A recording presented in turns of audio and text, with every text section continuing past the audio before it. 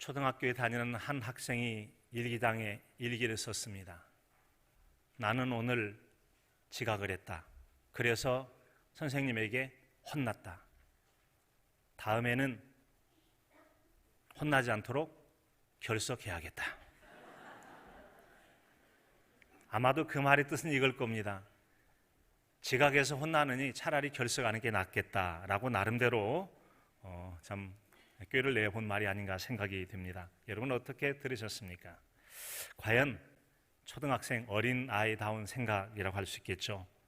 여기서 말하는 어린아이다라는 이 말은 어른과의 상대적인 말로서 여러분 아직 충분한 성숙한 생각을 할 능력을 갖지 못한 어린아이라는 그런 말이 되겠죠. 우리나라 글인 한글 창제에 관한 글을 담고 있는 훈민정음 이제 언에 보내보면 이런 기록이 있습니다. 나란 말씀이 뒷교에 달아 문자화로 서로 삼았디 아니할세. 이런 전차로 어린 백성이 이루고자 할 배이셔도. 요즘 말로 하면 이런 뜻이죠. 우리나라 말이 중국과 달라서 한자와 서로 잘 통하지 아니한다. 이런 까닭에 어리석은 백성이 말하고자 하는 것이 있다 할지라도 라는 말이에요. 여기서 말하는 어린 백성, 이 말이 우리말로는 어리석은이라고 번역이 되어 있죠. 이처럼 이 어리다라는 말이 처음 이 글로 남아있는 15세기, 그러니까 1400년대에는 어리다 이 말은 어리석을 우자로 써서 어리석다라는 그런 의미로 사용되었다고 하죠. 그래서 슬기롭지 못하고 둔하다, 이게 어린아이다운 것이죠. 그럴 때 이 어리다라는 말을 썼습니다. 아직 나이가 많지 않은 어린 아이들에게 있어서는 어른에 비해서 마음은 좀 순수합니다. 하지만 생각하는 깊이나 넓이나 그 폭에 있어서 아직 성숙되지 못해서 슬기롭지 못하고 어리석은 면을 더 많이 가지고 있다 할 수 있을 것입니다. 그러기에 여러분 지각해서 혼나느니 차라리 결석하겠다라고 여러분 그런 말 하는 거 아니겠어요? 자, 이렇게 지각하느니 그래서 혼나느니 결석하겠다. 이것은 결코 건강하거나 성숙한 생각이라고 할 수가 없을 겁니다.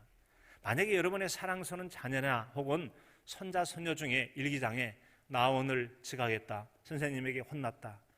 다음에는 차라리 결석하겠다. 써놨다면 여러분 뭐라고 얘기해 주겠습니까? 아, 얘야. 너 지난번에 지각해서 혼났구나. 앞으로 어떻게 해야 돼요?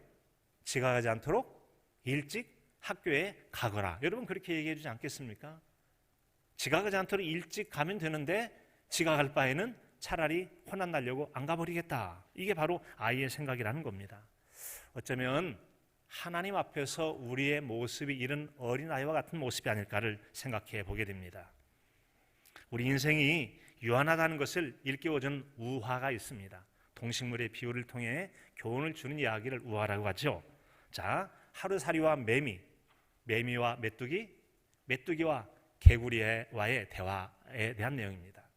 어느 날 하루살이가 매미를 친구 삼아서 잘 지내게 됩니다. 해가 저물 즈음에 매미가 얘기했죠. 하루살이야, 우리 내일 만나, 잘 쉬어 라고 했어요. 그 얘기를 들었던 하루살이가 내일이 뭔데? 라고 물었습니다. 아, 내일이 뭐냐고? 캄캄한 그런 밤이 지나고 다시 지금처럼 환하게 해가 뜨는 그때를 내일이라고 말해. 한데 이 하룻밤도 재본 적이 없는 하루살이에 있어서 내일이란 말은 좀처럼 이해할 수가 없는 말이었습니다. 하루살이와 작별을 하게 된 매미가 다시 새로운 친구를 사귀었습니다. 이번엔 메뚜기를 사귀었어요. 자, 메뚜기와 잘 지내던 어느 날 이제 메뚜기가 매미에게 얘기합니다. 야, 매미야, 내가 좀 바쁜 일이 있어가지고 다음에 만나야 되겠다. 우리 다음 달이 만나 하고 다음 달에 인사를 했어요. 그때 매미가 메뚜기에게 말합니다. 다음 달이 뭔데? 다음 달이란 우리 처음 만나는 날 그날 밤 생각이 나지? 그 하늘에서 어떤 달의 모양이 떴었지? 바로 그런 달의 모양이 다시 뜨는 때가 바로 다음 달이야. 그런데 매미는 고작 해야 한 두어 주밖에 못 살기 때문에 그런 달을 그의 생각으로는 상상해낼 수가 없었습니다. 매미와 이별을 하게 된 메뚜기가 새로운 친구를 사귀었어요. 이번에는 개구리를 사귀었대요. 개구리하고 잘 지내게 됩니다. 자, 지내던 세월이 또 흘러서 날씨가 점점 쌀쌀해져 가는 늦가을이 되었습니다. 몸이 추워지고 웅크리지니까 이제 개구리가 겨울잠을 자라기 위해서 또 이별을 해야만 했습니다.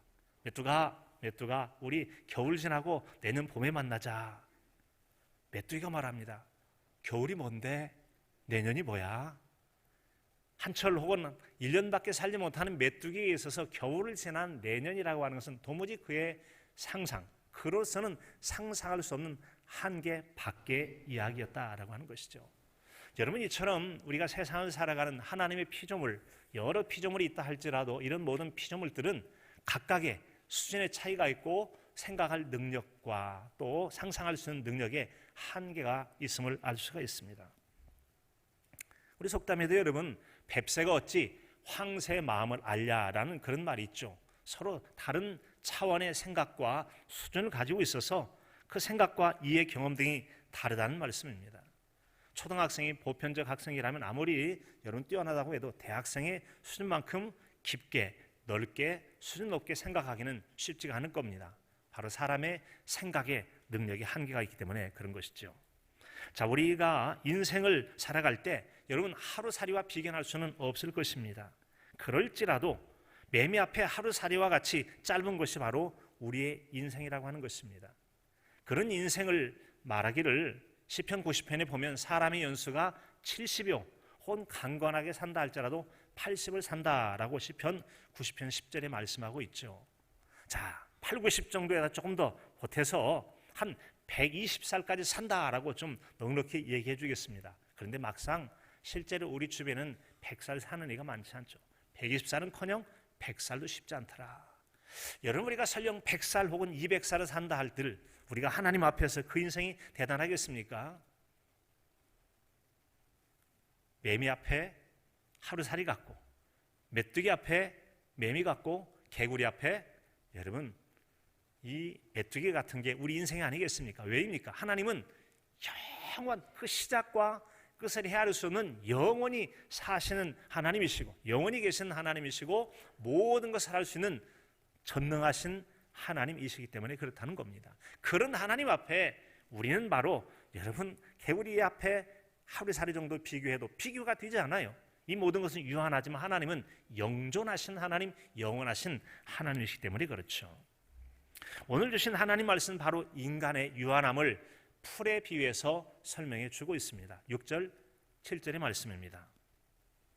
말하는 자의 소리여 이르되 외치라. 대답하되 내가 무엇이라 외치리이까 하니 이르되 모든 육체는 풀이요 그의 모든 아름다움은 들의 꽃과 같으니 풀은 마르고 꽃이 시들면 여호와의 기운이 그 위에 불미라. 이 백성은 실로 풀이로다.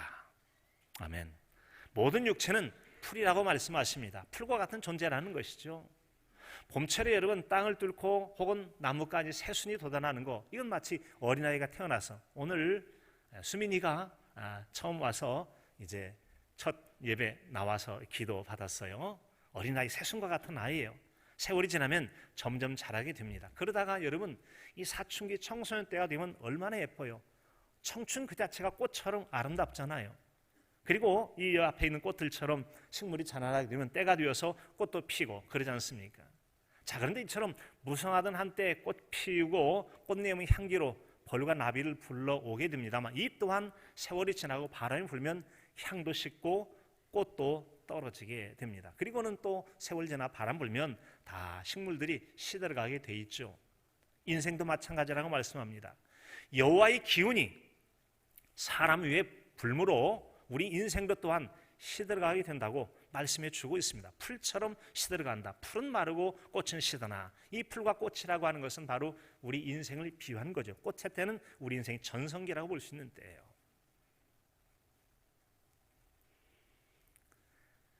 사람 앞에 촛불이 켜져 있고 촛불을 훅 불면은 그 입 기운에 불이 꺼지게 되죠. 그런 것처럼 하나님의 기운이 인생 앞에 불게 되면 그 또한 여러분 덤불처럼 말라가게 되는 것이고 또 입김 앞에 있는 촛불처럼 꺼져가는 것이 우리 인생이라고 말씀해 주고 있습니다. 이렇게 인생이란 유한하다는 겁니다. 한계가 있다는 말씀이에요. 풀과 같은 인간에 비해서 하나님은 어떻습니까? 하나님 말씀은 또한 어떻습니까? 오늘 말씀 8절에 보면 하나님 말씀의 영원함에 대해서 이렇게 들려주고 있습니다. 풀은 마르고 꽃은 시드나 우리 하나님의 말씀은 영원히 서리라 하라. 아멘. 하나님의 말씀은 영원히 존재하며 그 말씀의 효력도 영원할 것을 말씀해 주고 있습니다. 하나님의 말씀이라고 하는 것은 우리가 필요할 때 가져다 쓰고 필요 없으면 쉽게 버려버리는 일용 도구 같지 않다는 겁니다. 곧 폐기 처분하는 일시방편의 도구가 아니라는 겁니다.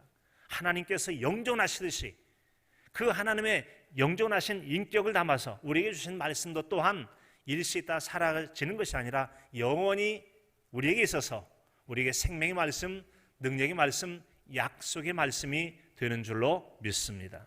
그런 말씀으로 믿으실 수 있기를 바랍니다. 그런 하나님의 형상으로 창조된 우리도 또한 이 말에 신중함이 필요할 것입니다. 하나님은 말씀으로 창조하셨거든요. 말씀으로 모든 우주 만물 질서를 운행하고 계시고 삶과 죽음을 결정하세요. 그 입근을 하시거든요. 따라서 우리가 하나님의 형상대로 지어진 하나님 닮은 존재라면 우리도 또한 하나님 그 말의 영원함처럼은 존재하지 못할지라도 우리 말의 신중함과 말이 또한 오래도록 지켜질 수 있도록 우리는 인격을 담아서 책임성 있는 말을 해야 할 것입니다. 그런데 당연히 우리가 그래야 되는데 여러분 실제 우리 말은 어떻습니까? 참 말에 실수가 많죠. 또 말을 책임지지 못할 때도 여러분 얼마나 많이 있습니까?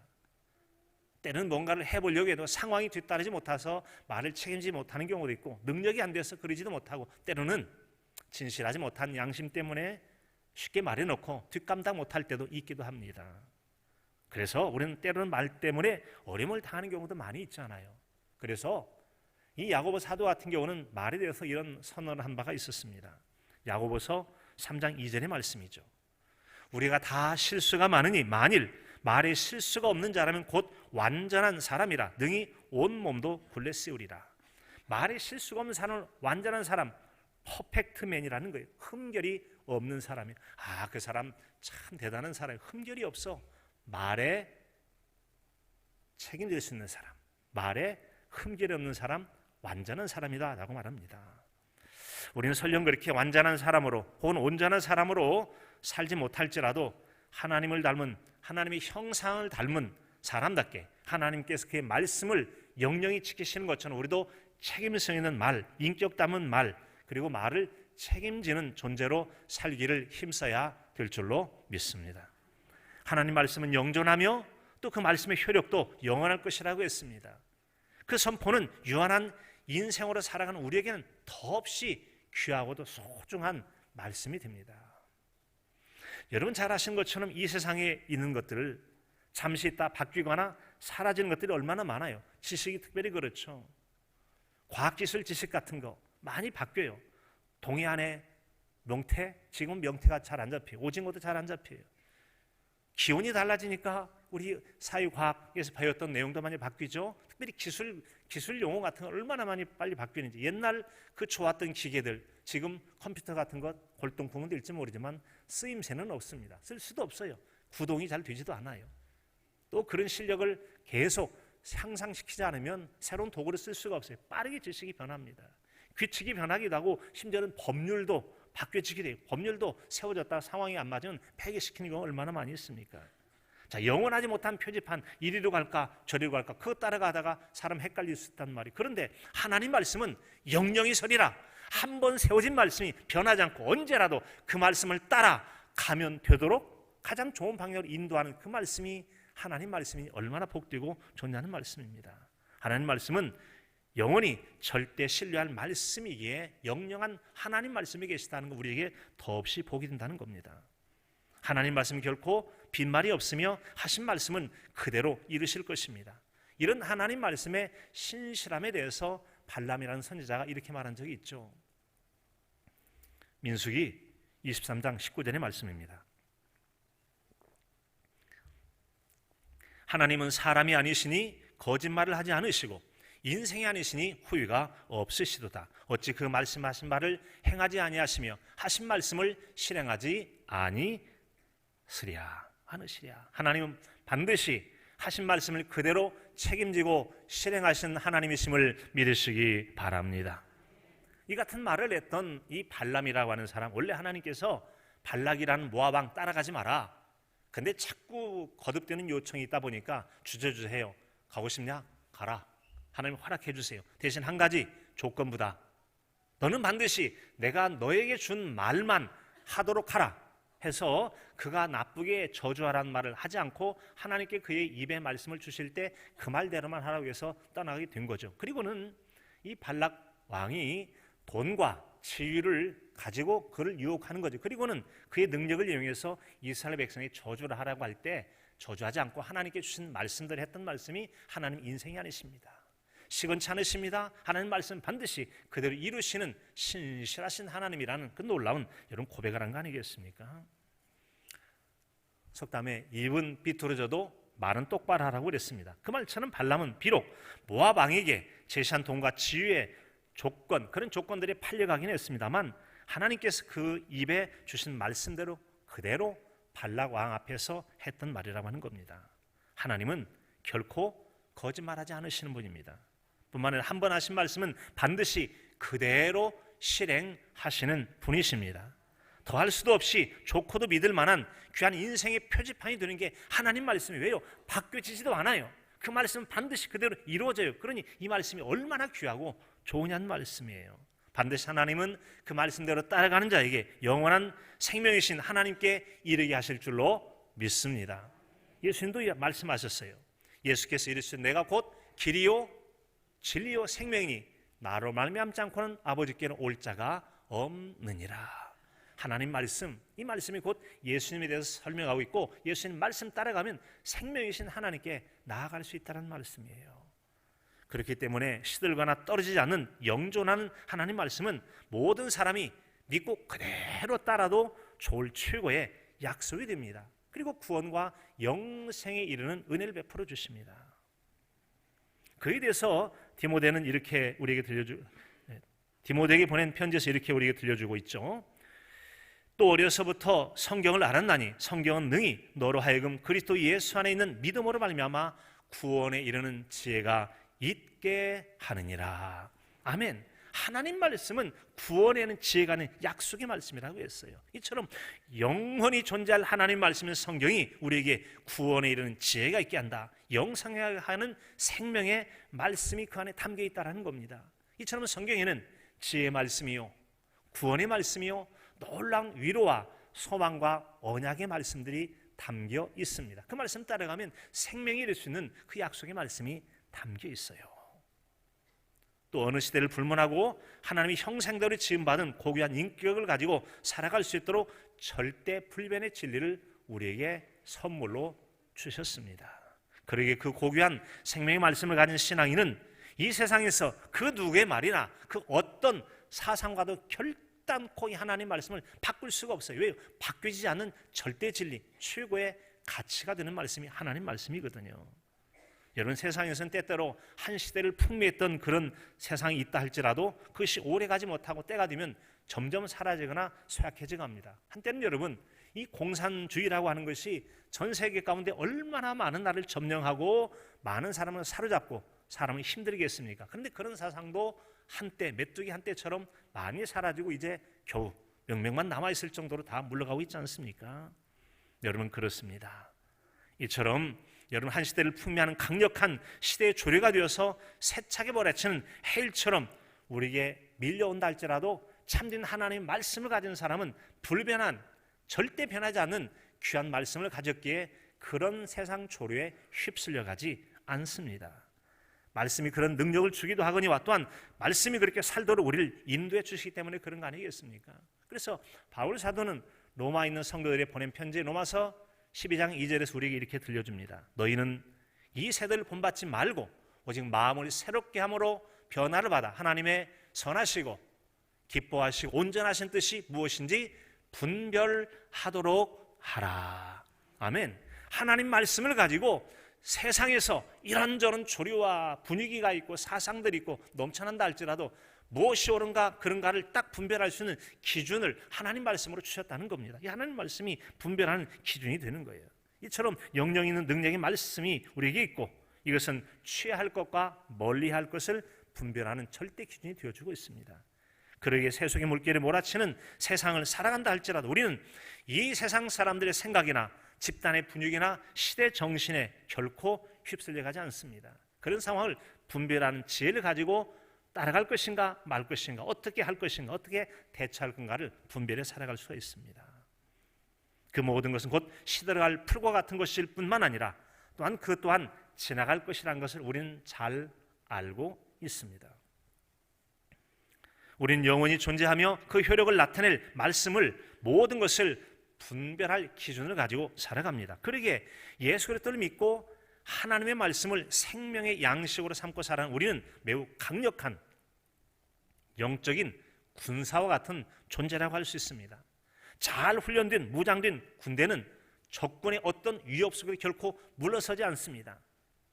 지지 않죠. 맞서 싸워 이기게 되는 겁니다. 즉 이 영적 군사와 같이 무장되었다라는 말은 세상 속에서 그리스도인의 삶을 무너뜨리는 세속적 가치, 세속적 분위기, 세속적 사상들이 얼마나 많이 기독교를 공격하고 성도들을 공격합니까? 그러나 우리는 결코 물러설 수 없는 잘 훈련된 군인과 같이 세상 사상들, 조류들과 맞서 싸워 이기는 자로 살아가는 것이죠.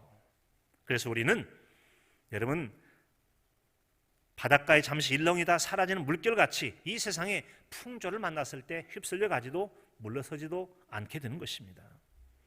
오늘 이 시대의 타락한 인본주의 사상 중에 하나인 사회의 동성애 문제, 군대 내의 동성애 문제 같은 것 우린 결코 신앙인으로 인정할 수가 없습니다. 왜입니까? 바로 우리에게 절대 진리가 되는 하나님 말씀 속에 그것은 명백하게 죄라고 규정하고 있기 때문에 그렇다는 겁니다. 이것은 하나의 예에 불과합니다. 교회 내에서의 성도들과 신앙생활도 또한 분명한 기준이 되죠. 마태복음 20장 26절에 보면은 너희 중에는 그렇지 않아야 하나니 너희 중에 누구든지 크고자 하는 자는 너희를 섬기는 자가 되고 너희 중에 으뜸이 되고자 하는 자는 너희의 종이 되어야 하리라. 세상에서는 권력과 힘이 있으면 명령합니다. 물론 군대에서 지휘 계통을 통해서 명령을 해야 될 때가 있습니다만, 그러나 일반적으로 이 세상에서의 지휘라고 하는 것은 군림, 명령, 때로는 착취까지 있기도 하죠. 그러나 기독교의 지도력은 그렇게 말하지 않습니다. 섬기는 종의 자세, 서번트 리더십이라고 하잖아요. 종으로서 섬김. 그래서 예수님께서는 이방인의 집권자들이 그들의 뜻대로, 즉 임의로 주관하는 것처럼, 고관들이 권세를 부린 것처럼 너희는 하지 않아야 된다는 거예요. 세상 그런 것 다 알지 않느냐? 그러나 하나님 믿는 사람은 그래서는 안 된다라는 걸 말씀해 주고 계세요. 예수님께서도 그렇게 섬기는 종의 자세를 말씀해 주셨고, 실제로 그런 헌신의 모습으로 인류의 구원자로 오셨고 사셨고 가셨습니다. 마태복음 20장 28절이죠. 인자가 온 것은 섬김을 받으려 함이 아니라 도리어 섬기려고, 도리어 자기 목숨을 많은 사람의 대속물로 주려 함이니라. 그 주심이 십자가에 달려 우리가 대속적 죽음을 주으신 십자가의 죽으심이신 줄로 믿습니다. 이 세상의 풍조를 거스릴 수 있는 힘과 능력을 가진 예수님의 이 말씀을 신앙의 표지판으로 삼아서 이 세상을 우리는 살아가고 있습니다. 또한 그렇게 살아가야만 합니다. 그럴 때 세속에 물들어 있는 직분의 의식, 목적 달성을 위해서는 별일 다 하고 난 다음에 나중에 하나님 죄송해요, 눈물 찔끔 한번 하고 용서해 주세요, 그런 우스꽝스러운 혹은 얄팍한 신앙생활을 하지 않게 된다는 겁니다. 많은 경우에 기독교인들이 하나님 믿고 예수님 믿는다 하면서 세상 사람들이 욕먹는 이유가 뭡니까? 세상 사람도 비양심적이라고 말할 수 있는 내용들을 당당하게 하고서는 나 하나님께 용서받으면 돼, 그리고는 회개한다고 용서를 구할 때 세상 사람들이 손가락질한다는 말이에요. 그렇게 우리가 살아서는 안 되죠. 우리는 선한 행실로 세상의 소금과 빛의 역할을 통하여 하나님께 영광을 돌리는 자로 살아가야 될 줄로 믿습니다. 우리는 세상 사람이 그럴지라도 영원하신 하나님 말씀대로 행하며 살아가야 됩니다. 그러므로써 오히려 세상에서 불어오는 세속의 바람과 물결을 순풍 삼아서 오히려 신앙을 연단하는 것이 도움이 됩니다. 잘 연단된 성숙한 신앙과 인격을 갖게 됐을 때 우리는 하나님께 제시해 주신 복된 길로 더 빠르고 강력하게 잘 갈 수가 있습니다. 그래서 세상에서 불어오는 여러 가지 도전의 바람들, 도전의 물결이라고 하는 것은 신앙이라는 도리어 훈련의 도구가 되기도 합니다. 이걸 잘 이긴 자에게는 하나님께서 참으로 귀한 은총을 베풀어 주십니다. 새 속에 침몰하거나 휩쓸려가는 자가 아니라 훈련의 도구로 삼으면 성숙해져 가요. 여러분, 언젠가 제가 한 말씀 드린 적이 있었는데, 이 전남북의 그 선출직, 도지사를 비롯해서 시장, 도의원, 그 보니까 그 종교란에 표를 했던 한 10여 년 전쯤으로 기억이 드는데, 일부러 다 한번 전남북을 숫자를 봤더니 한 60% 이상이 여러분 기독교인이더라고요. 전남북 해봐야 여러분 25% 정도 될까요? 그 정도 되면 많이 될 겁니다. 그런데 2배 이상이나 되는 60% 사람 정도가 기독교인이라고 종교란에 쓴 것을 봤을 때 그런 생각이 들었어요. 아하, 그렇구나. 평상시에는 사람들이 그가 기독교인인지 아닌지 알 수는 없지만 선출직이라고 해서 보편적 사람의 눈에 보기에 그래도 일꾼을 선택한다면 저 사람이 낫지라고 선택해 봤더니 그 사람이 바로 예수님 믿는 사람이더라는 거예요. 왜 그래요? 세상 속에서 말씀으로 훈련받아서 구별된 성숙한 인품과 자세, 또 헌신된 마음을 가졌기 때문에 여러분 그런 거 아니겠습니까? 이처럼 그리스도인은 세찬 물결이 올 때 휩쓸려가는 게 아니라 거슬러 올라가는 물고기처럼 세찬 바람을 타고 오히려 날개를 펴고 하늘로 날아온 독수리와 같이 시대를 비상해서 우리를 보내신 데서 거룩한 하나님 일들을 해나가야 될 줄로 믿습니다. 그게 바로 그리스도인, 영원하신 생명의 말씀을 가진 신앙인의 삶이라고 하는 겁니다. 그렇게 살았던 참 귀한 신앙의 한 사람을 소개하고자 합니다. 여러분 혹시 펜스 룰이란 말을 아십니까? 펜스 룰. 자, 이 말은 현재 펜스 미국 대통령과 관련이 있는 말이죠. 전에 한 본 영상의 내용을 대략 정리하면 이런 내용입니다. 펜스 룰이란 말이 있습니다. 이 펜스 룰은 마이크 펜스 미국 부통령이 한 인터뷰에서 이제 그가 했던 말이 유래가 되어서 그렇게 알려졌다는 거죠. 이 펜스 부통령은 아내 이외의 다른 여자와는 단둘이 식사를 하지 않는다라고 말한 데서 그 규정이 생겨났다고 합니다. 자, 여러분 그렇다면 왜 펜스는 여러분 그렇게 말한 것입니까? 개인적 신념입니까? 부통령인데 감히 어떻게 그러겠어 하고 폼 잡은 것입니까? 그러지 않았습니다. 그는 이렇게 말합니다. 나는 기독교인이고 보수의자이며 공화당원이라서. 자, 그가 자신의 제일 정체성이 나는 기독교인이기 때문에 그렇게 했다는 겁니다. 같이 한번 해볼까요? 나는 기독교인이다. 당신은 왜 그렇게 살아갑니까? 그런 걸 땐 나는 기독교인이기 때문에 내가 그렇게 살아가는 겁니다. 왜 내가 그렇게 삶을 살아가냐고 누군가가 문다면 저는 바로 기독교인이라고 그렇습니다. 기독교인이니까 내가 부통령이고 도지사고 그런 걸 떠나서 먼저는 기독교인이기 때문에 내가 이렇게 살아간다고 말했던 게 바로 펜스 부통령이라는 겁니다. 그는 철저하게 하나님 믿는 사람이기 때문에 하나님 말씀대로 살았다는 거 아니겠습니까? 1990년 미 연방 하원 선거에 출마한 펜스는 다른 정치인처럼 선거의 승리를 위해서 상대방을 비판하고 그랬답니다. 네거티브 일종의 선거를 한 거죠. 네거티브는 상대방이 흠결을 내서 자신에게 유리하게 조건을 만들어가는 것을 네거티브 선거 전략이라고 해요. 근데 그 선거에서 지게 됩니다. 그리고 그가 깨닫게 됩니다. 아, 내가 잘못했구나. 그리고는 그는 선거가 끝난 다음에 정중하게 선거에서 당선된 상대방에게 사과를 합니다. 사과를 해요. 그리고는 이렇게 결단을 하게 됩니다. 나는 잘못했다라는 겁니다. 자신이 이 부정적인 선거, 예수님 믿는 신앙이라면 남에게 여러분 잘못해서는 안 되는데 자신이 그렇게 했다라고 생각을 하고서 정중하게 사과. 아주 멋진 신사적인 사람이 있죠. 잘못을 하고 숨기는 것보다 정당하게 용서를 구할 때 더욱 빛나는 여러분 신앙이 아니겠습니까? 자, 여러분 아주 품위를 갖춘 그런 모습이었습니다. 그가 했던 이유는 나는 여기에 실패했고 나 자신을 하나님 앞에 선 구원받아야 될 죄인으로서 내가 잘못했다. 그러므로 당분간 공직에 나가지 않겠다. 만약에 다시 공직에 나간다면 나는 더 이상은 상대방을 헐뜯는 네거티브 선거 전략을 쓰지 않겠다라고 했다는 겁니다. 후에 그는 다짐대로 선거에 나갔고 2001년도에 공화당 하원 의원이 돼서 6번을 계속 이어서 의원하게 됩니다. 그리고는 2012년도에 인디애나 주지사가 됩니다. 그리고 2018년도에는 미국 부통령이 되었습니다. 어떤 이들은 말합니다. 신앙인답게 살아서는 세상이 성공하지 못합니다. 세상이 어떤 세상인데 그렇게 말씀대로만 살아갑니까? 그렇게 말하는 사람이 있기도 합니다. 그런데 그 말은 틀린 거 아니겠습니까? 명백하게 잘못된 거짓말일 수 있거나 그런 잘못된 신화는 떨쳐내야 됩니다.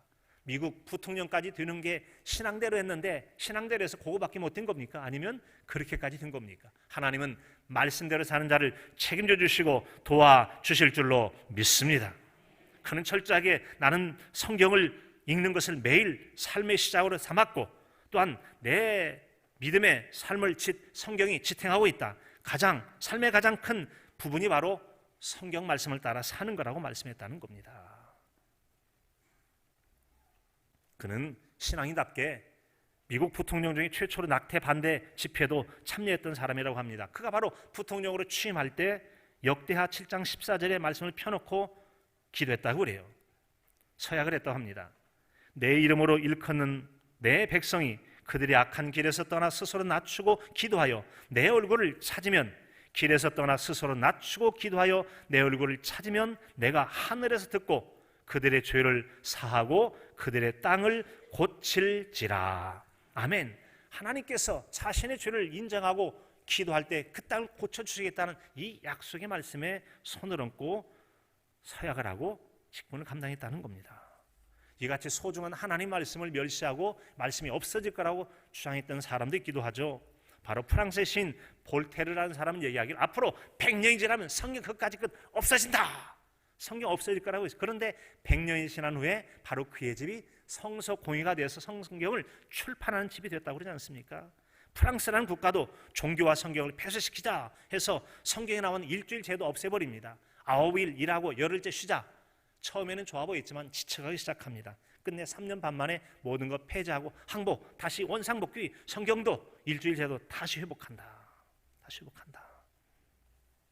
도덕적 타락이 심해졌기 때문에 그런 유형도 있었습니다. 바로 기독교를 부인하는 진화생물학자이자 만들어진 신, 이기적 유전자의 저자인 리처드 도킨슨도 최근에 도덕성이 붕괴해가는 시대 상황을 바라보면서 이런 말을 했습니다.